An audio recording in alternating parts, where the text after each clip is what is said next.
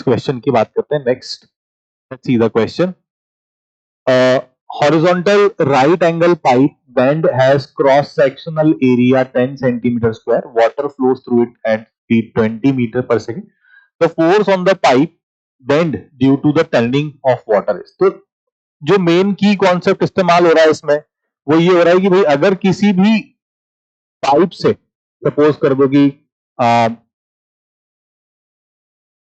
इस पाइप से अगर पानी ऐसे बाहर की तरफ निकल रहा है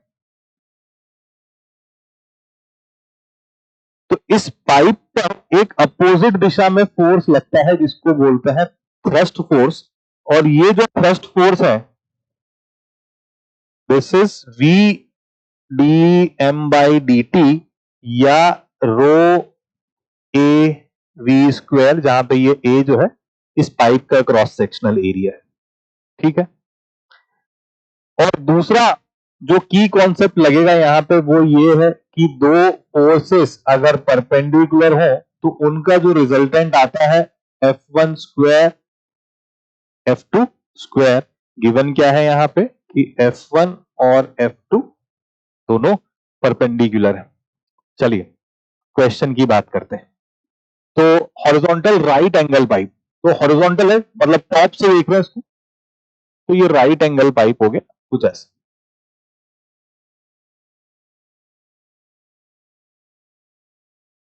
ठीक है. इसमें से पानी फ्लो करता है. अब जैसे पानी अगर जब यहां जा रहा है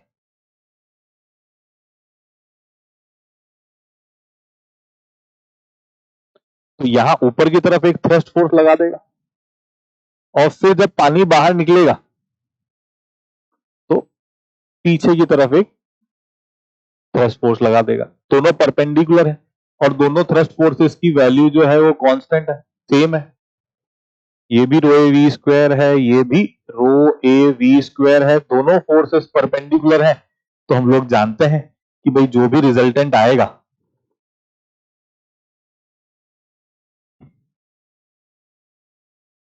एफ थ्रस्ट का स्क्वायर प्लस एफ थ्रस्ट का स्क्वायर दोनों सेम ही है. तो एफ थ्रस्ट इंटू √2 और एफ थ्रस्ट की value rho A V square times √2. अब देखें जो जो वैल्यूज है, पानी है तो रो मेरे को पता है 10 पावर 3. एरिया 10 सेंटीमीटर स्क्वायर है, यूनिट कन्वर्जन करेंगे सेंटीमीटर स्क्वायर को 10 पावर -4 मीटर स्क्वायर हो जाएगा. और वी स्क्वायर 20 का स्क्वायर कर देंगे तो 400 इंटू √2. तो काफी सारे जीरोस को कैंसिल आउट किया जा सकता है बेसिकली. तो ये आ गया 400 इंटू √2. √2 इज 1.4. 1.4 इंटू 4 करेंगे तो कितना 5.6. तो वो हो गया इंटू 100. तो 560 के अराउंड आंसर आ जाना चाहिए. तो 560 के अराउंड अगर मेरे पास आंसर दिखता है मेरे को ऑप्शंस में तो that is option A. Correct.